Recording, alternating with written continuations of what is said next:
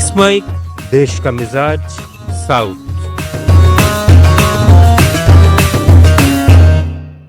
Let's mic देश का मिजाज और खबरें दक्षिण भारत से।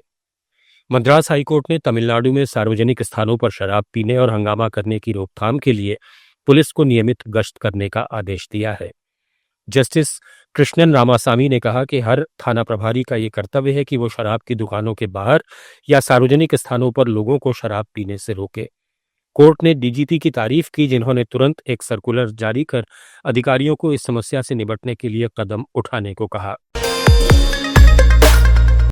चेन्नई हवाई अड्डे पर एक अंतर्राष्ट्रीय कार्गो विमान में मामूली घटना से कुछ देर हड़कंप का माहौल रहा।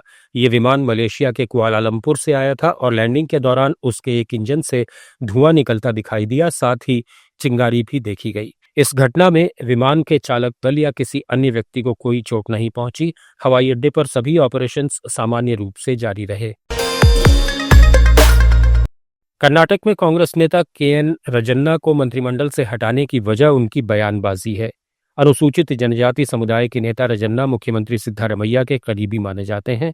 वे पिछले 2 साल से अपने विवादित बयानों से पार्टी को असहज कर रहे थे।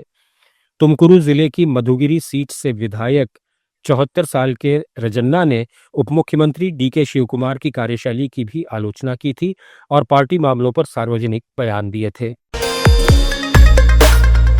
कर्नाटक के धर्मस्थला केस में बड़ी जांच जारी है। हाल ही एक शख्स ने थाने में स्वीकार किया था कि उसने एक दशक में कई युवतियों के शव दफनाए थे।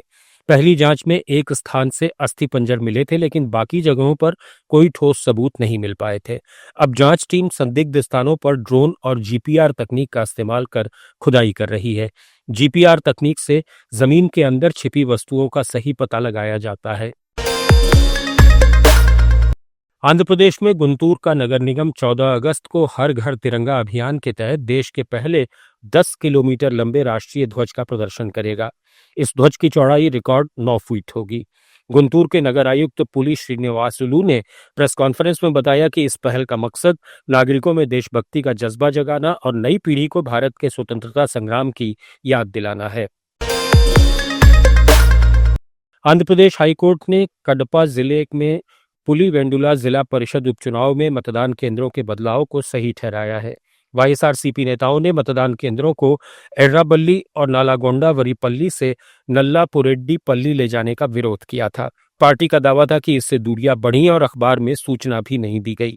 जस्टिस रामकृष्ण प्रसाद ने कहा कि 97% मतदाताओं को वोटर स्लिप से सूचना मिल चुकी है। कोर्ट ने हस्तक्षेप से इनकार करते हुए याचिकाएं खारिज की और निष्पक्ष चुनाव सुनिश्चित करने का आदेश दिया। तेलंगाना में स्थानीय निकाय चुनावों की तैयारी तेज हो गई है। जमीनी स्तर पर लोगों का समर्थन देखकर सत्तारूढ़ कांग्रेस उत्साहित है। 42% पिछड़ा वर्ग आरक्षण को लेकर कुछ कानूनी और राजनीतिक परेशानियां हैं, लेकिन मुख्यमंत्री ए रेवंत रेड्डी को भरोसा है कि कांग्रेस जीत हासिल करेगी। 15 से 18 अगस्त के बीच चुनाव की तारीखों का ऐलान हो सकता है। बीआरएस पार्टी के कार्यकारी अध्यक्ष केटी रामाराव ने तेलंगाना के पूर्व मुख्यमंत्री और बीआरएस के संस्थापक के चंद्रशेखर राव की सराहना की है। उन्होंने कहा कि केसीआर सरकार के रहते तेलंगाना में खेती और उससे जुड़े क्षेत्रों में बड़ा बदलाव आया। केटी रामाराव ने सिरसिला में बनी अगस्त्य फूड्स कंपनी का उदाहरण देते हुए बताया कि ये ग्रामीण उद्योगों के विकास, रोजगार सृजन और विश्व स्तर पर खाद्य प्रसंस्करण में भारत की छिपी हुई क्षमता को दिखाता है। केरल कांग्रेस ने केंद्रीय मंत्री और त्रिशूर सांसद सुरेश गोपी के खिलाफ चुनावी धोखाधड़ी का आरोप लगाते हुए पुलिस में शिकायत दर्ज कराई है। पूर्व त्रिशूर सांसद टीएन प्रतापन ने त्रिशूर पुलिस कमिश्नर से मिलकर सुरेश गोपी के खिलाफ आपराधिक जांच की मांग की। शिकायत में आरोप है कि सुरेश गोपी ने 2024 के लोकसभा चुनाव में नामांकन दाखिल करने से पहले 6 महीने से अधिक समय तक उस निर्वाचन क्षेत्र में निवास का झूठा हलफनामा दिया था। केरल के मुख्यमंत्री पिनराई विजयन ने पिछले 9 साल में 25 बार विदेश यात्रा की है। ये आंकड़े सरकारी यात्रा विवरण और उन दौरों के दौरान किए गए समझौतों की संख्या पर जारी किए गए हैं। मीडिया ने इन यात्राओं के प्रभावों और परिणामों पर सवाल उठाए हैं, खासकर ये देखने के लिए कि कितने समझौते वास्तव में राज्य के विकास में योगदान दे रहे हैं। देश का मिजाज में फिलहाल इतना ही। जुड़े रहिए लेट्स माइक के साथ।